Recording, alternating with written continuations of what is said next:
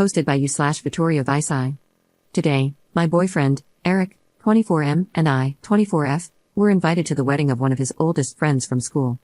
We received our save the date months ago, and the invite was addressed to Eric and Vicky. Our invite stated we were invited to the whole event, the service, the breakfast, and the evening reception. Our RSVP required both of our dietary requirements for the breakfast, which we replied to ages ago.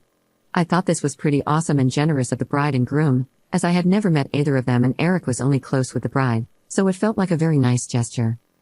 The wedding was a few hours away from where we live, and since neither of us drive, I booked train tickets in advance, which came to about £60 each for a return journey, and an Airbnb, which worked out at £90 between us. We don't earn a lot, so this was quite a big expense to justify. However, since they had invited us to the whole wedding, we thought it would be rude not to go. The bride also specified colors we should wear, so I bought a new outfit since I didn't have anything formal that would be suitable. Not the end of the world, but with Christmas coming up, it was a bit difficult, and I had to be really frugal throughout November to make it work. The total spend was probably double what I would typically spend monthly on fun stuff like going out for dinner or drinks or buying new clothes. We arrived at the service, and it was beautiful, the bride looked lovely, and it was very emotional. I get nervous at weddings, so I hadn't eaten beforehand, figuring the 4-course breakfast would fill me up nicely. After the ceremony, we went straight into the venue to have drinks and sit at the tables. We were towards the back of the line into the venue, so half the congregation had already sat down. We glanced at the seating plan, saw Eric's name, and headed over. There was no place setting for me. Eric found his name, but there weren't any free seats at the table. Eric sat down, and I asked an usher if there had been a mistake. He didn't know, so he waved over the bride. She and I had never met before, but she seemed friendly, until she opened her mouth. "Oh no, you're not part of the breakfast, the invitation was just for the reception and service. You're welcome to come back later." This was in front of most of the guests who had already sat down in a large venue, probably 140-ish seats. The usher suggested I go to the pub. Eric didn't know what to do but didn't want to cause a scene, so he stayed put and quiet. I quite literally have never felt so embarrassed and humiliated in my life. I left, and it was raining heavily. I hadn't brought an umbrella, since it was an indoor wedding, and being in a rural place, I had to walk about 20 minutes to get anywhere else. The usher had suggested a pub where the other guests are, so I just kept walking, but my shoes were ruined and soaked through. I was also pretty damn cold because it's December and I was dressed for a wedding. I got to the pub to find a handful of merrymakers drinking heavily, at 2 p.m., in wedding clothes. I introduced myself kind of awkwardly, as they were total strangers, but they were really nice. They invited me to sit with them and tell them about the service. All of them had only been invited to the reception. I asked one of them if I could see their invite, and it was crystal clear that they were evening guests. There was no mention of the service or the breakfast, nor their dietary requirements. Apparently, I was the only person who was invited and then uninvited to the whole event. I sat with them and had some food because I was starving, but they all started leaving to get ready at about 4 p.m. Since I was a total stranger, I didn't think it best to ask to come with them. Besides Eric, I didn't know anybody, and I had never been to this town before. Since being ejected at around 1:30 p.m., I was expected to hang around until 7:30 p.m. when the reception started. So I left. I felt so unwelcome and unwanted that I just wanted to go home. The evening event will start in about half an hour, without me, but I just can't bring myself to attend, knowing that half the guests watched me being asked to leave by the bride herself. I traded in my train ticket, which was a return for tomorrow, and now I'm traveling back alone. I texted Eric to tell him, but he didn't respond. I've been holding back tears since I was ejected, 6 hours ago, and I feel completely torn. I don't understand what happened with the invite, whether it was a mistake or whether I was just supposed to know that it was only for Eric, despite being addressed to both of us, despite asking for both of our dietary requirements, and despite explicitly stating we were invited to the whole wedding. Part of me feels like I should have gone to the evening reception too, but I'm soaked through. My hair and makeup look awful. My shoes are unwearable. I am barefoot on a really gross floor right now, and I'm freezing. I look a mess, and I feel so stupid. Did I mess up here?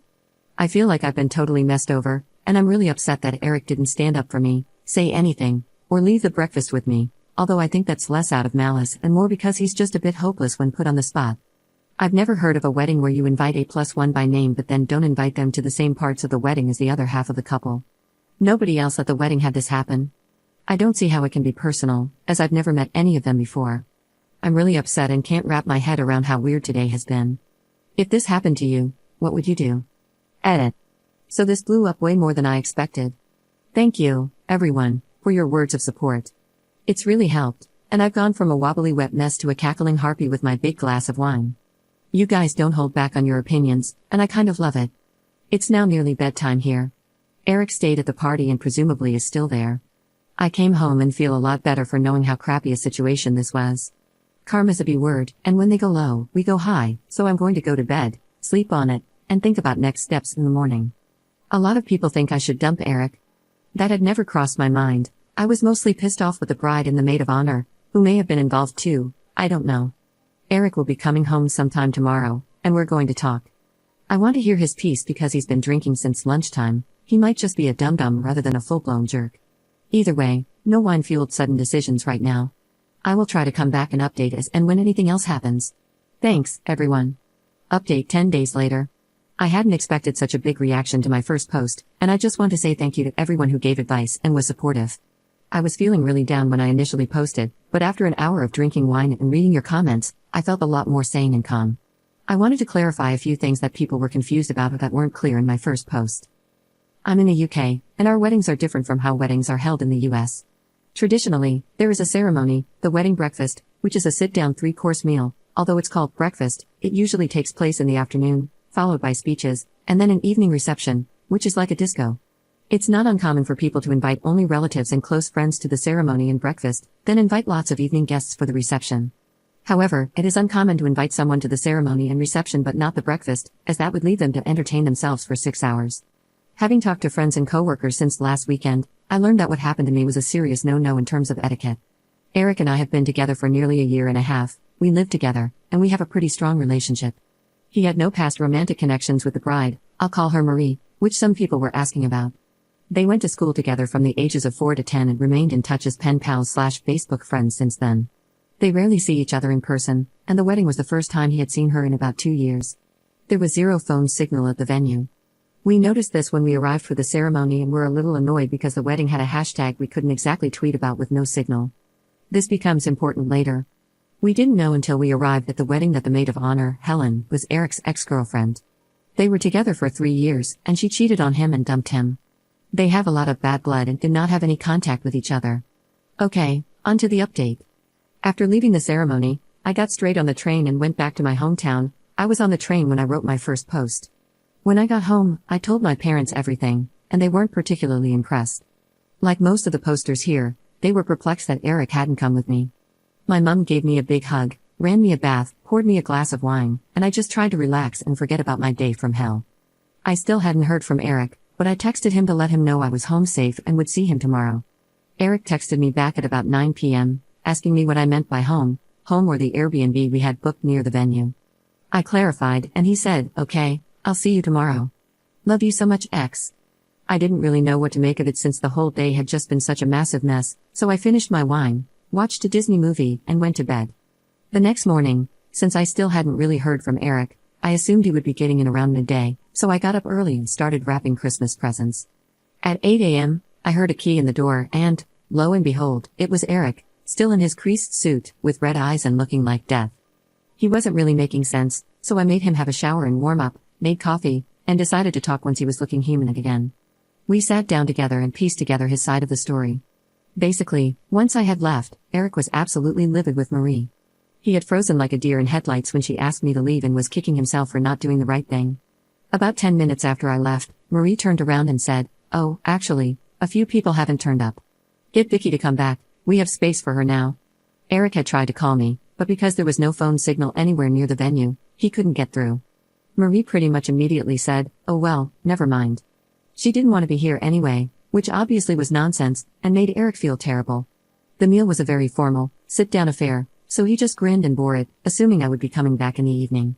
Eric was the only person mentioned in the speeches, by Marie's father, who wasn't a family member, and apparently, it was clear to everyone how disappointed he was that I wasn't there to share it with him. When I texted him at about 6 p.m. to let him know I was going home, he never received it. He was only able to text me at 9 p.m. by hiking down the road for 5 minutes to find a signal. All the while, his ex Helen was being sickly sweet, asking where I was, why I didn't want to come and enjoy the party, if I was shy, and apparently with quite the evil glint in her eye, like she had gotten exactly what she wanted.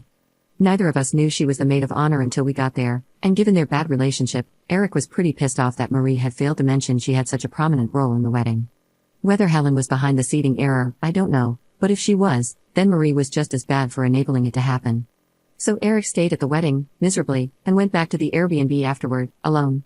He barely slept, feeling angry at Marie and Helen for messing with us and at himself for not sticking up for me, and he left at 4:30 a.m. to get the first train home, hence why he was back at our place so early. He wasn't really apologetic to me at all. He didn't seem to see how it had been terrible for me. He felt more like he had been insulted by the situation and let down by his oldest friend. He is cutting off Marie and doesn't want anything more to do with her. So, yeah, that was Eric's take on the whole thing. To be honest, I was pretty upset that, in all of this, he hadn't really considered how I felt or what it had been like for me, getting thrown out of the wedding. While what he had gone through was pretty awful, he had at least been warm, dry, and well-fed. The indignity of your girlfriend being removed from an event you're attending isn't really as bad as being the girlfriend, getting soaked in the rain, feeling humiliated, and all the rest. So we talked, and I laid out why I wasn't okay with what had happened and why his reaction wasn't okay. He can be a bit clueless sometimes, and this feels like one of those times. He didn't step up to the plate, he just let the world wash over him and acted as a bystander. I'm still hurt by his actions, and he still hasn't really apologized properly. I don't know if he understands that he did wrong too.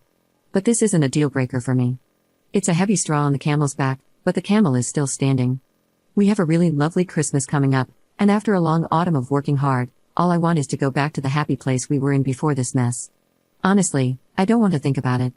So, I know a lot of you guys are going to drag me over hot coals for this one, but we're still together. I'm not going to break up with him over this, but it's a big dark mark on his record. As far as I'm concerned, he needs to get a lot of extra credit to get a pass this year, to use a terrible analogy, and I expect him to step up and really try to do better from now on. It's not really an ultimatum, but I'm willing to put this behind us if he can prove to me that he's invested in trying harder in this relationship from now on. If he doesn't, then I won't be sticking around. I love him a lot, but he needs to have my back and be empathetic to what I'm going through. I'm sorry this wasn't the victorious breakup update so many of you wanted, but I want a nice, happy Christmas together. I'm not ruling out breaking up if things don't improve, but I want to give him another chance to prove this relationship is worth it.